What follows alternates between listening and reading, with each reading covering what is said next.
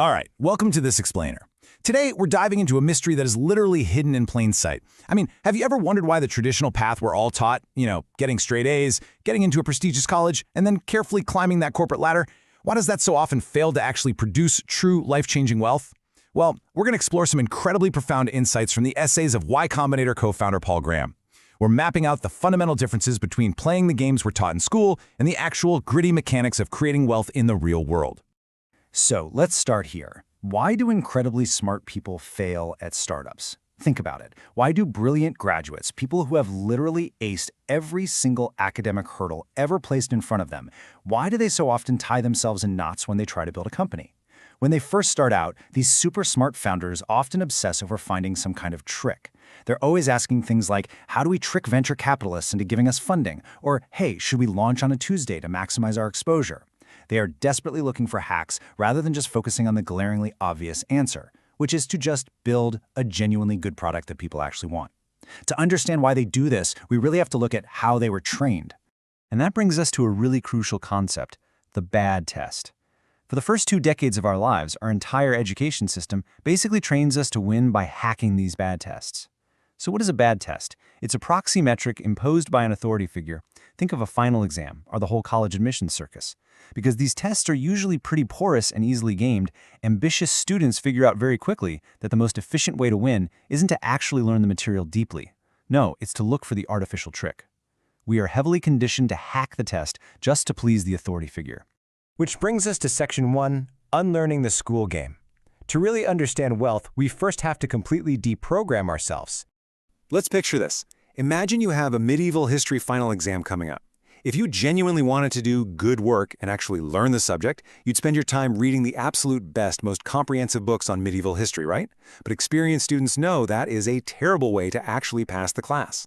To hack the bad test, you completely ignore those great books. Instead, you just memorize the specific lecture notes, you look at old exam papers, and you memorize the exact 3 causes of the Black Death that your specific professor prefers. You aren't learning. You're just optimizing for a highly artificial metric. And this creates a really dangerous lifelong habit. There's a great saying for this.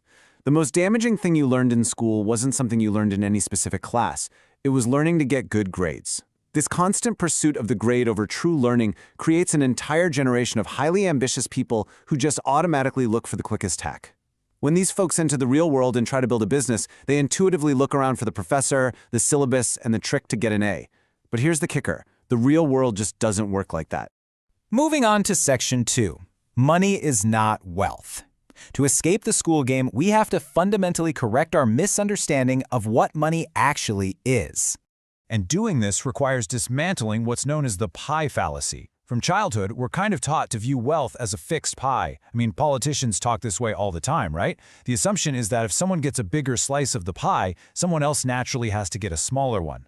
But wealth is absolutely not a zero-sum game. You can literally create more wealth out of thin air. Think about it. If you spend your entire summer restoring a completely beat-up old car into pristine condition, you have just created wealth. The world is now exactly one pristine car richer. You made yourself richer without making anyone else poor. The reality here is that money is simply a side effect of specialization. In a highly specialized society, you obviously can't make everything you need yourself. Say you make violins for a living, but you need potatoes to eat. You can't just go trade your violins directly with a potato farmer who doesn't even want a violin. You need an intermediate step, and money is simply that medium of exchange. It's just a shorthand. See, the paper money itself isn't the wealth. Wealth is the fundamental stuff that people actually want. The food, the houses, the software, the gadgets. If you were stranded in Antarctica with $1 billion in cash in a briefcase, you would still freeze and starve to death. The money is entirely useless without the underlying wealth. So, if you want to get rich, you shouldn't obsess over making money. You need to focus entirely on creating wealth, doing something that other human beings actually find valuable and want. Let's look at Section 3, Measurement and Leverage. So how do we effectively create and capture this wealth? Well, we need 2 essential mechanics.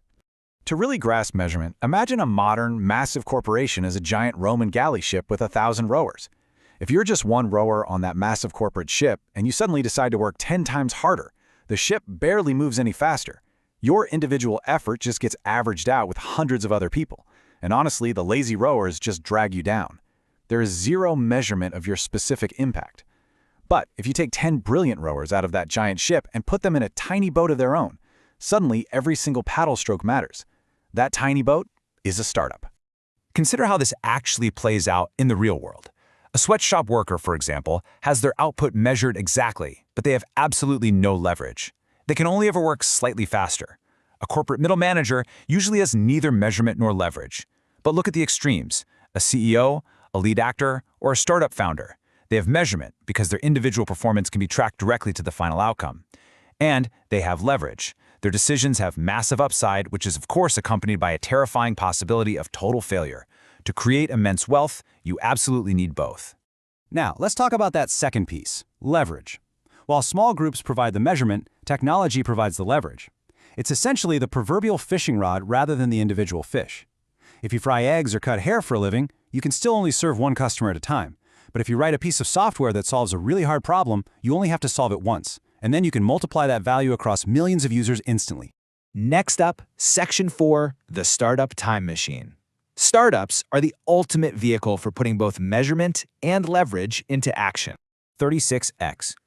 In a startup environment, an exceptional individual can be dramatically more productive than they're expected to be in a standard, random corporate job. And this isn't some crazy exaggeration. It's actually just basic math once you remove the friction of the corporate world. Here is exactly how that productivity multiplier stacks up.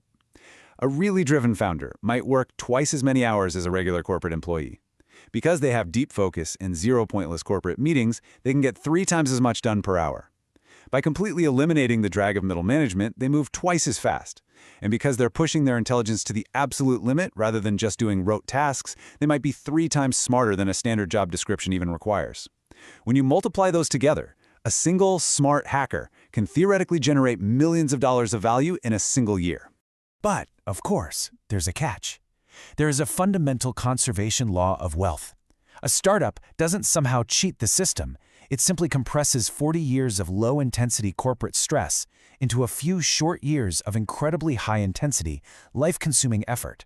You're basically just asking to do all of your life's work as fast as humanly possible.